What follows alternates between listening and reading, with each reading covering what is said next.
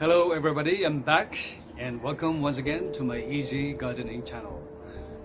Today we have a very interesting topic, and this is about bonsai.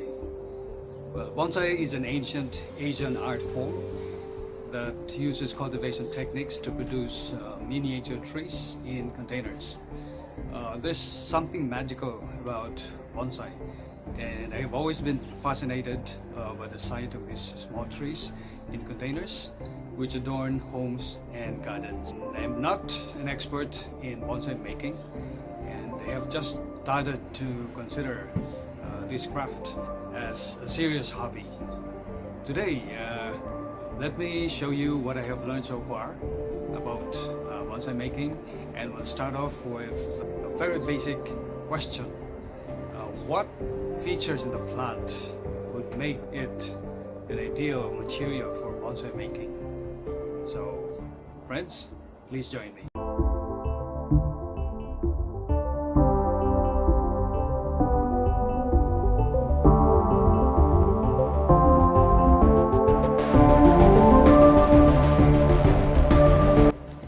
So these are some of my plant collections which I think have the potential to be transformed into nice bonsai plants. We have this Japanese maple. This is a very popular plant for bonsai making. It is a deciduous, that means it sheds its leaves during winter, but sends out very colorful young leaves during springtime. This one here is a mandevilla. It is actually a climber, so it's not very popular as a bonsai plant, but I see its potential because of the structure of the stem and the beautiful flower. And this one is also quite popular. This is magnolia port wine. In contrast to the other magnolias, this one is evergreen. That means it does not lose its leaves during winter. And we have here a Coprosma. This is also not very popular because this is actually a shrub and not a tree, but I think that by pruning and training this plant, this can also transform well as a bonsai plant. This one here is a Eugenia. I have seen a lot of bonsai using this particular plant species, so it has a big potential too. This one here is a Fuchsia, and it has nice colorful leaves. It has a lot of naturally twisting branches that can potentially be utilized when training this into a bonsai plant. This one here is also very popular, particularly for the cascading design. This is a juniper pine plant, and maybe for this particular species I would need a relatively taller pot to showcase its cascading branches. And this one here is a spruce. This is also has a big potential to be transformed into a bonsai plant. As a beginner, what would you look for when you choose plants for bonsai making? Well, you must remember that bonsai is basically a miniature tree, and so a plant that has the structure of a tree is a very good bonsai material.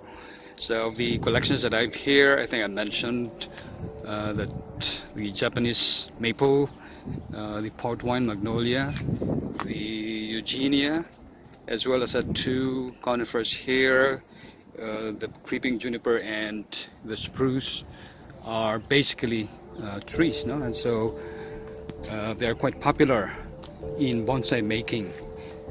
Also, you have to look at the size and the shape, maybe the color of the leaves. Generally, a plant that has smaller leaves have soft texture, and this will be ideal for bonsai making. The mandevilla that I have here, it has bigger leaves and big flowers, which may be disproportionate to the overall size of the plant, but its uniqueness can make up for that, I guess. This Coprosma is an interesting trunk. It starts with a single central axis, but it branches out, and that will be very interesting when you decide on whether to remove or retain some of the branches.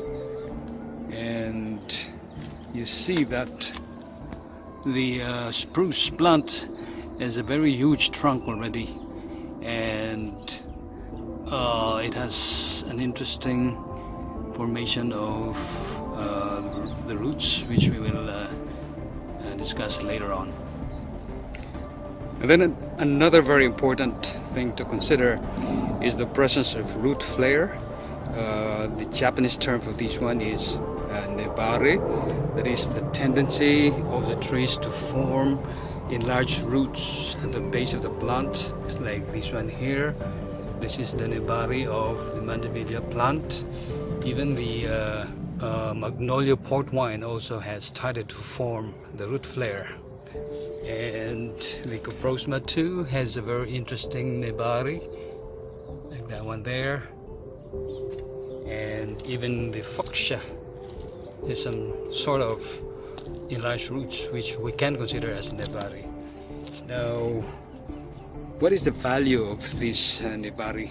Well, visually it adds an impression of stability or balance, a visual balance of the plant. With the presence of Nebari, it adds stability or strength to the bonsai plant. I think this is a natural response of plant when its growth is restricted. For example, when they are grown in small pots, and I think this is an adaptive mechanism so that the plant is able to store water for the plant. Another consideration is the overall size, and bonsai makers have three classification of sizes of the bonsai.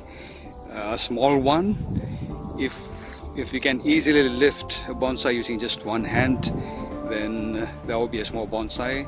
You can imagine the Mandevilla and the Coprosma to be just small. But if you need to use both hands to lift the bonsai, then it may be medium-sized.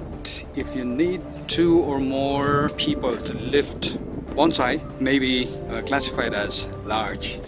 Now, for the beginners, it may be easy to make the small bonsai, but the catch is smaller bonsai needs more attention because it is very delicate, it is very sensitive to harsh environmental conditions, and the pot, which is small, is not able to give continuous supply of water and nutrients to the plant, so you will have to take care of it more often.